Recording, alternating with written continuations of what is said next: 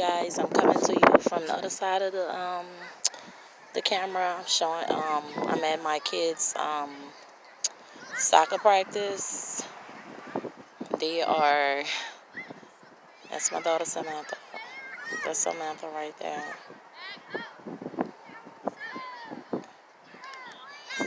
And where is Adam? Oh, there you go, Adam right there. By Samantha. I call them my twins. They're not twins, but they be the same size one day. Then Sam will get taller than Adam. Then Adam will catch up with her. Then she'll get taller than him again another day. So I be out here laughing because they actually answer to. I be like, "Come on, twins," and they be like, "Okay." And people actually is like, I thought your kids was twins all the time." I'm like, "No, they ain't no twins. They are not. They are not twins. She's 8, he's 10. Big difference. But I just call them twins because they be the same height. So that's just funny how uh she catches up with him. And she's actually playing up 2 years up on his soccer team. This is 10 and 11-year-olds, by the way. She's as tall as them. So it's just funny to watch them grow up. See, they next to each other right now. Look at that. That's crazy. She's supposed to be like buku shorter than him at 8 and he's 10, but she's like literally, hey girl, she's waving. She's one of them kids that see me and start waving. Like, girl, pay attention. But it's funny to watch them grow up. They're like 21 months apart, and it's funny to watch them grow up. And she's very competitive, and it's like she started the team like she was like literally underneath everybody, like not really that good, just starting out. He been playing since he was 3. She been playing since she was like 5 or 6. So he got a good like some years advantage on her, and he's almost 2 years older than her. So he got a lot of years advantage on her. And when I tell you, I was like, look, they think you need to go on a girls team. They don't think you got got what it takes to be on the team you done been playing on for like the last 2 years. And so she ain't say nothing.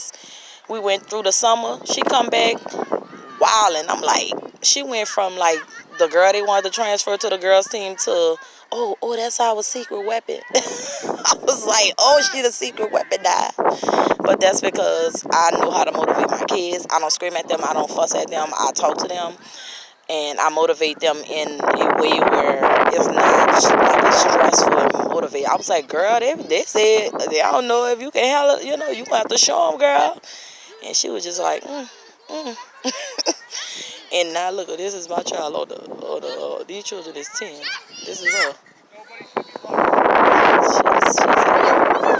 She's still being able to handle these grown little boys. There's 2 girls on the team.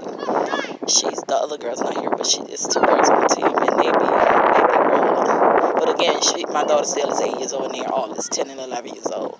So I just been so proud of how she's like stepped it up. The summer she'll like practice like crazy on her own. She studies like she get like for Christmas she wanted FIFA 19. She got all the FIFAs. She played that the whole summer, the whole any holiday she played that. And then my son was like, I was like, what you think about your sister on I was like, what you think about your sister on your team? How you think she's progressing? And he was like, oh my God, she learned all that stuff from the game, and she learned how to translate the stuff she learned in the game on the field. I never seen that before. That is crazy. So he's really like excited about his sister doing awesome like that. And I was like, oh Lord, I wasn't sure how he was gonna respond, because it was like his team. Now she's kind of neck and neck with him, like kind of like people like rooting her on now. So I'm like, Lord, I hope my baby don't be mad with my baby, because this is gonna be bad. But he embraced it, and he was like, you know what? It's like we like two, like we together is like a car, like an engine. We fast. So I'm sitting there like tripped out how he's analyzing the sister with how she's progressing on his team that he's been a part of for a long time, and she just kind of got on a few years ago. So I just wanted to kind of, do commentary on that on my kids, because the whole point of my videos, it really is about a busy mom. So I didn't want to lose sight of the whole point of why I do my videos. I do also do videos about other things that happen in life, but I like to give my mother's perspective of those worldly things that happens. That's pretty much why I do that, because I'm like, why not give my perspective on how, what happened to my child? Oh Lord. I was like, let's let him get up. But I'm like, why not give my mother legs? Okay, he's up. He goofy. So why not give my perspective? Because everybody give a perspective, but they don't give a perspective from a mother's perspective. They don't just like, well, as a mother, blah blah blah blah, or as a parent, blah blah blah. They just say how they feel in general, whether they have kids or not. I'm just speaking of, this is what we can do to help our kids moving forward. That's kind of how my commentary is. Like, mine is giving a different perspective of those things. So I just wanted to take the time and record. Like, I'm gonna be recording their trainings. They have trainings on some Sundays, private training on Sundays. I pay a guy to train them. I just started that this February, and they have a private trainer that comes to train them, and they have regular practice on Wednesdays. Friday, I just take a day off. They have practice on Fridays too, but I just take a day off because I don't be feeling that. It'd be too much for me to do. Doing Monday through Friday, I'm just running around going to practice, and I don't get a break. So I use Fridays as a wind down time for me and my kids. After I drop my get my clients off and stuff, I just kind of use Friday as a rest day for my kids, because Saturday, of course, Saturday and Sunday they're working too, training and games on Saturday. So it's like, no, I need to have the Friday off. It's tempting to practice on Fridays, but it's also like, okay, you know what, they need a little break time. You know what I'm saying? I don't do year round a lot of the parents, their kids play on indoor teams, and they do stuff throughout the summer. My kids take a full-blown break. When they take breaks, when this team take a break, my kids take a full-blown break. I give them rest time, because I feel like I don't want to wear their legs out and put too much mileage on their body. So I'm harder on them during season than off season. I'd rather train them in season, and then when off season come, I don't do nothing but just let them rest and be a kid, because they got to be a kid. They can't just be trying to be a adult before it's time. Then we're going to be like, where did the kid time go? So my thing is, like, let them be kids in the middle.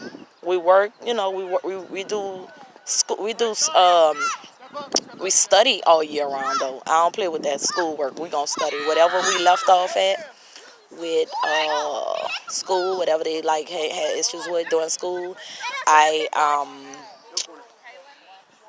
I I work with them throughout the summer and throughout the year, because I like to always point out to my kids that education is more important than anything. To just for them to always keep a perspective of, I gotta make sure my grades is on point, or I'm not gonna be in no sports or nothing. I just put them all in karate right now, so they do soccer and karate right now. All of them want to do, they wanted to add that in there. So basically, on off season, they just gonna be flat out doing karate. And this season, when they get out in the next 2 months, they're going to be out again for 3 months. I might only let them do the Sunday trainings. That's it. Karate on Tuesday, Thursday, and then Sunday trainings. That's it. And that'll be all they'll do. Just working on things their weekend. That's it. And just, conditioning. Other than that, I let them get their break time. I don't let them play on a team throughout the whole year. I let them get breaks. But that's it for this video. I just want to post this today, and I'm gonna be doing some of the training and other practices. But I just want to do that today to kind of have audio of my kids, of me actually just showing all the things I have to do throughout the day. I'm gonna be doing more videos just throughout the day, but right now I'm moving and closing down the studio, so it's kind of like it's a lot of work I'm doing. So it's hard for me to really video like I want. But every time in the car, that's the easiest way I can video is in my car. So I'm like, okay, I can at least do the content, but it'll be in the car for right now. But I'm setting up my studio. We found a house. It has a part in the back where there's a whole little spot I can set up my whole studio in. So I'm going to have all my craft stuff in there, and I'm going to do all my videos in my studio. It's a whole extra part outside of the house in a little barn type thing where I can do my videos at. So I'm excited about putting that together and doing all my videos in there. So once I get that set up, then I'll start doing the videos in there. Right now, I'm going to be doing my videos when I'm traveling. So right now, I'm just kind of on the go because basically that's what busy moms do. We're on the go. We're always doing something. And this is almost 7 o'clock when we're at practice. I still have to go home, which I made dinner already for the next 3 days. I made different meals. Today I finished, started yesterday, and I finished off the third meal for this week. So I already have food ready to go when I get home. So all they're going to do is eat, bam, and go to, eat, do their little relax and eat while I sit little tea for a while and go to bed. And by the way, bed time is 8 o'clock. But when they're doing training and stuff, we go back a little bit. But the main time is 8 o'clock, pretty much. 8 o'clock, 8:30-ish. Depends on what time we get home from training or practice. So, but hey, that's it for this video. I'll see you next time.